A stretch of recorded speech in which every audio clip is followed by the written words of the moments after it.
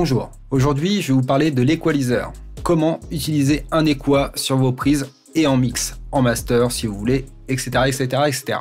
Donc en fait, il y a beaucoup de tutoriels qui traitent de l'équalisation en général.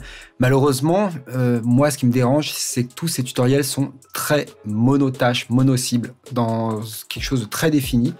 Et souvent, ça laisse sous-entendre qu'il n'y a pas d'autres techniques. Or, en fait, il existe une multitude de techniques en fonction de ce qu'on veut faire. Donc, un tutoriel, on va dire, faut couper toutes les fréquences inutiles. En fait, dans pas mal de cas, il n'y a aucune fréquence inutile. Donc, c'est pour moi, en termes de progression et éducatif, pour évoluer, je ne suis pas sûr que ce soit forcément le mieux. En tout cas, pour tous les stagiaires que j'ai eus, je n'ai jamais fait comme ça. J'ai toujours essayé d'expliquer, de montrer les différentes techniques et ce à quoi on pouvait être confronté. Donc au niveau de l'équalisation, déjà on va diviser en deux registres. L'équalisation sur de la musique dite numérique, donc tout ce qui va être synthé et compagnie, des simulations de guitare, de batterie, enfin essentiellement de la simu. Et ensuite on va parler de l'équalisation sur quelque chose de acoustique, donc on va dire une batterie acoustique, basse, guitare, etc. etc. Bon, bien sûr sur la version numérique, on va prendre en compte qu'il y a des voix. Donc sur la version numérique, il y a deux techniques pures et dures. Alors déjà, en termes d'équal, il m'est arrivé de mixer des trucs sur machine qui sonnaient au final sans problème, mais avec machine, qui est vraiment pas fait pour mixer. Et j'ai pu le faire parce que justement, j'utilisais très peu de choses et pas de plug gourmand. Parce qu'en réalité, en utilisant des sources qui sont samplées et des synthés qui sont déjà surtaillés, la plupart du temps, il n'y a pas besoin de faire du ménage là où il est fait. S'il n'y a rien qui traîne en bas, on va pas remettre une couche pour aller cutter en bas s'il n'y a rien. Quelle est l'utilité? Mis à part qu'on va générer des problèmes de phase avec le haut du spectre. Voilà, bon, en soi, c'est pas forcément des plus utiles de tout cutter, du moins, de base. Maintenant, la seule utilisation que moi je vais en avoir personnellement sur du numérique, donc dans le cas où je vais bosser sur quelque chose qu'avec des éléments électroniques, si je cut tout, c'est parce que j'ai vraiment pas le temps. Faut faire quelque chose de très vite, que je fasse un mix en 10 minutes, un quart d'heure, où je vais pas ouvrir mes oreilles et je vais mettre des low cuts partout, je vais pas chercher à comprendre, je vais compresser un peu partout et emballer, c'est pesé, je suis sûr que il n'y a rien qui dépasse et ça sera diffusable à peu près n'importe où. Maintenant, de là à dire que c'est bien mixé ou que ça déboîte, pour moi, non, ça va pas déboîter.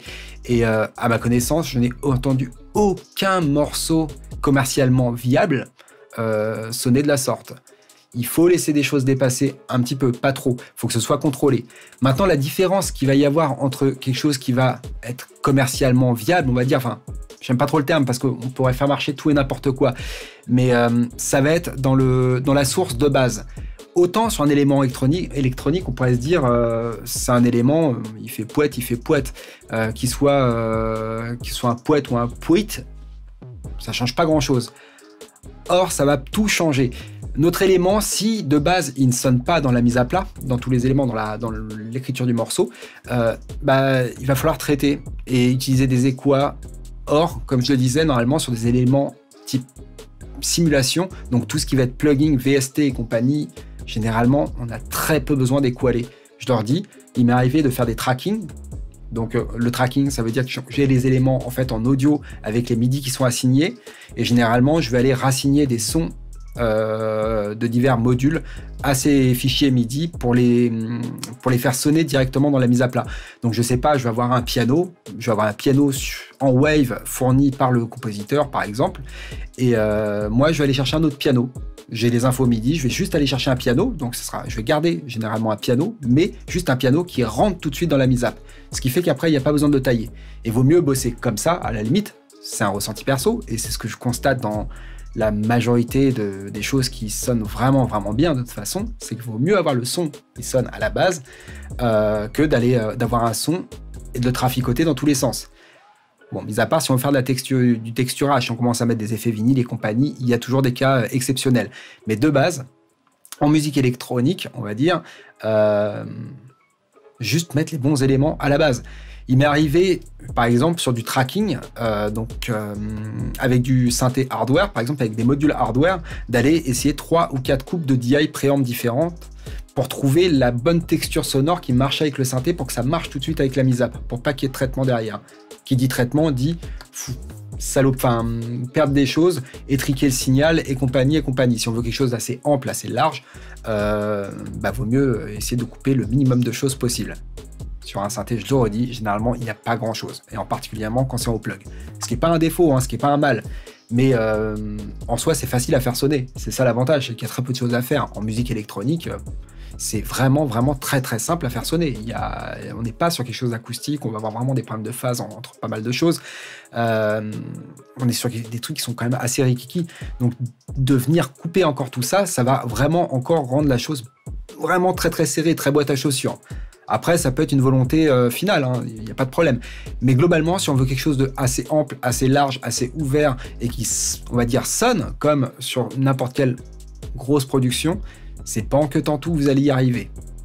Le fait de dire faut tout couper, etc., sans même se poser des questions, en fait, non. Vaut mieux se poser des questions et couper ce qu'il y a besoin de couper si vraiment faut couper. Après, ce qu'il faut savoir, c'est qu'à chaque fois que vous allez couper, déjà, vous allez perdre de l'info et vos low-cuts vont aller générer des problèmes de phase avec le audio de votre spectre. Donc, il faut voir si ça porte pas préjudice en fait dans la finalité de votre mix. Donc, voilà. Ensuite, on va arriver sur la musique dite acoustique, entièrement acoustique, donc batterie acoustique, basse, guitare, voix, etc. Les mix sont autrement plus compliqués, surtout si la mise-up à la prise ne sonne pas. Parce que là, tout cutter partout, ça va être une solution très rapide, encore une fois, pour faire sonner un morceau. Et j'aimerais dire, si on n'a pas le temps, ça va être primordial de faire comme ça, sinon le morceau ne sonnera pas. C'est pas comme en plug, où honnêtement, je reviens sur la musique électronique, s'il n'y a pas le temps, on fait rien, on fait juste une gestion de niveau, on met un sidechain ou deux, et c'est réglé, et ça sonne. Et il n'y a pas besoin de se poser plus de questions. Sur la musique acoustique, ça ne sera pas possible. Vraiment, vraiment pas possible. Il va falloir quand même traiter, mais intelligemment et le moins possible, donc vraiment ce qu'il y a besoin de traiter pour éviter de dénaturer trop ou de vraiment rétrécir trop son signal. Sauf si on veut quelque chose de très petit, vraiment boîte à chaussures. Après, ça peut être encore une fois une volonté. Donc, le traitement sur la musique acoustique, si on n'a pas le temps, on met du low-cut partout, etc., on sort toute l'artillerie et on aura quelque chose de, voilà, bon, pas forcément exceptionnel, ça fera une maquette, quoi. Pour moi, quelque chose de très, très maquette ou très homemade, sans se péter la tête. Maintenant, si on veut quelque chose de beaucoup plus travaillé, déjà, il faut des bonnes prises qui marchent ensemble.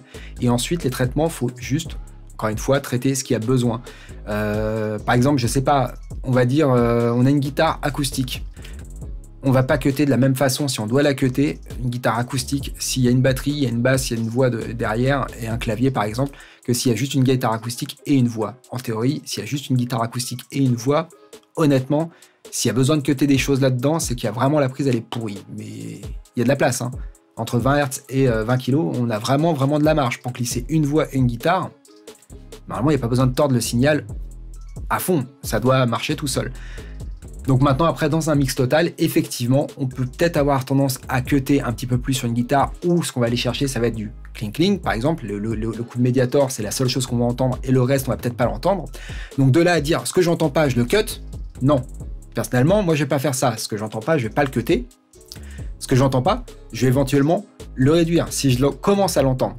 C'est-à-dire que si je l'entends pas du tout, ça roule. Maintenant, si dans ma panne, j'entends un truc par exemple à 300 Hz en permanence au niveau de la guitare, sauf que moi la guitare elle perce à 4 kg, donc je l'entends à 4000 Hz, c'est là où la fréquence elle vient taper dans le mix, mais qu'à 300 il y a un truc un petit peu parasitant qui vient me déséquilibrer la stéréo, qui vient m'appeler de la rythmique que j'entends mais sans entendre. Là effectivement, avec un équoi, je vais aller creuser vers les 300, par exemple si c'est à 300, pour la glisser, enfin pour glisser ces plages de fréquence derrière et qu'elle soit plus totalement devant. Mais en aucun cas, je vais venir la déboîter totalement. Je vais pas la déboîter. Si je la déboîte, je vais commencer vraiment à jouer avec la phase assez vénère, ça va tordre le signal et je vais avoir des problèmes là-haut et je vais avoir des problèmes sur là où ma guitare elle frappait à l'avant où c'était cool quoi. C'était cool, elle sonnait bien naturellement, etc., etc. Donc voilà, c'est ma petite parenthèse sur les Equa. J'en ferai peut-être une autre, peut-être en in situ, pourquoi pas. Oui, donc je vous dis pas exactement forcément un Equa, c'est comme ça qu'il faut l'utiliser sur une grosse caisse ou c'est comme ça qu'il faut l'utiliser sur une voix, etc., etc. Parce que en fait, utilisez vos oreilles et ça sera la meilleure technique pour utiliser des Equa. Après, effectivement, quand on débute, on entend moins de choses que quand on a un peu plus d'expérience. Mais ça viendra avec le temps, vos Equa s'affineront avec le temps, sans avoir besoin d'aller faire de l'école à la truelle. Parce que malheureusement, ça par contre, ça je peux vous le dire, et des stagiaires j'en ai quand même eu beaucoup, si vous travaillez à la truelle, à couper tout sans chercher à comprendre, sans écouter, vous n'allez jamais évoluer. Et dans 10 ans, vous en serez toujours au même stade à faire des choses parce que vous faites comme ça habituellement, mais sans savoir pourquoi.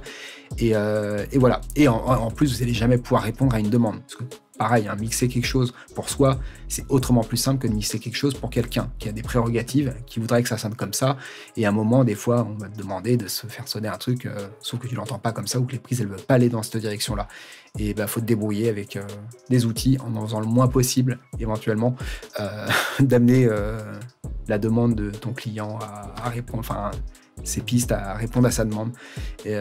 Or, ça serait pas forcément ta demande et les pistes ne demandent peut-être pas ça. Donc, c'est autrement plus compliqué. Donc, voilà. Donc, je vous souhaite une bonne fin de journée et à plus tard. Salut!